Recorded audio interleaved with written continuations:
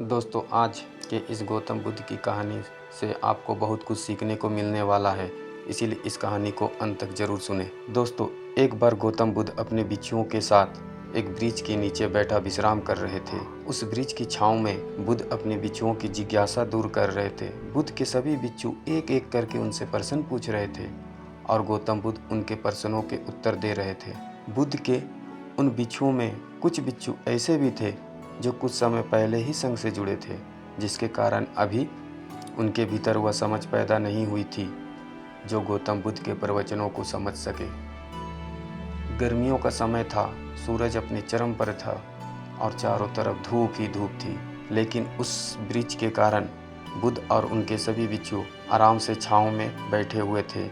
इतने में ही गौतम बुद्ध के एक बिच्छू की नज़र एक बूढ़े व्यक्ति पर पड़ती है जो उस वृक्ष के पास से ही गुजर रहा था। वह बिच्छू उस बूढ़े व्यक्ति को देखकर अचानक से ही हंसने लगता है। उस बूढ़े व्यक्ति की उम्र बहुत ज़्यादा हो गई थी, जिसके कारण उसकी कमर मुड़ गई थी। उस बूढ़े व्यक्ति के हाथ में एक डंडा था, जिसका सहारा लेकर वो बूढ़ा व्यक्ति अपनी मंजिल तक पहुंचने का प्रयास कर रहा था। उस बूढ़े व्यक्ति का शरीर केवल हड्डियों का ढांचा मात्र था।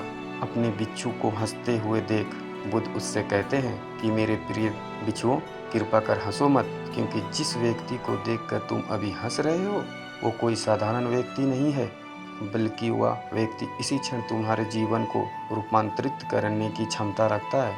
जो आज तक मैं तुम्हें सिखा नहीं पाया, वह यह बूढ़ा व्यक्ति तुम्हें सिखा रहा है।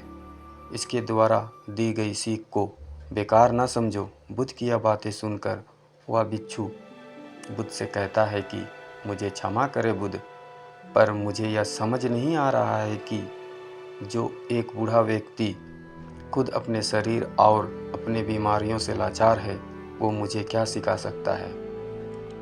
फिर बुद्ध उस बिच्छू से कहते हैं कि ये बूढ़ा व्यक्ति तुम्हें तुम्हारा भविष्य दिखा रहा है। जिस बुढ़ापे को और लाचारी को देखकर तुम अभी हंस रहे हो, वो बुढ़ापा और लाचारी तुम्हारे जीवन में भी आने वाली है।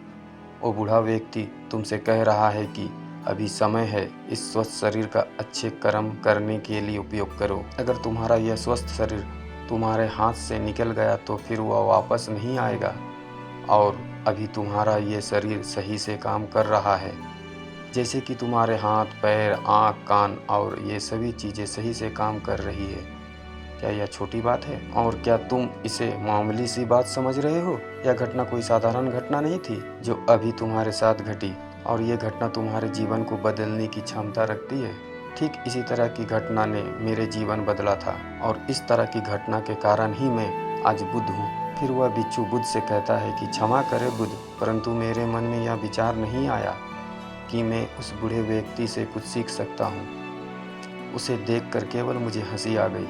ऐसा इसीलिए हुआ क्योंकि तुम्हें अपने भीतर कहीं ना कहीं लगता है कि जिस स्थिति में आज वो बूढ़ा व्यक्ति है, उस स्थिति में तुम कभी नहीं आओगे। जिस बुढ़ापे का और लाचारी का सामना आज वो बूढ़ा व्यक्ति कर रहा है, तुम्हें लगता है कि उसका सामना तुम कभी नहीं करोगे, इसीलिए तुम उस बूढ़े व्यक्ति को देखकर हंस पाए। तुमने सच्चाई को नज़रअंदाज कर दिया। अगर तुम सच्चाई को देख लेते तो चाहकर भी अपने आंखों के आंसुओं को नहीं रोक पाते, परंतु तुमने सत्य को अनदेखा कर दिया और तुम बहुत बड़ी संभावना से चूक गए। बुद्ध की यह बातें सुन वो बिच्छू बुद्ध से क्षमा मांगता है और यह निश्चय करता है कि वह अपने स्वस्थ का उपयोग अपने अहंकार को बढ़ाने में नहीं, बल्कि परम सत्य को पाने में करेगा।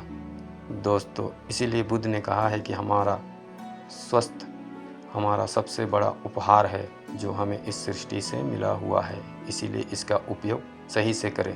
दोस्तों, अगर आपको गौतम बुद्ध की ये कहानी अच्छी लगे तो कमेंट बॉक्स में हमें ज़रूर बताएं।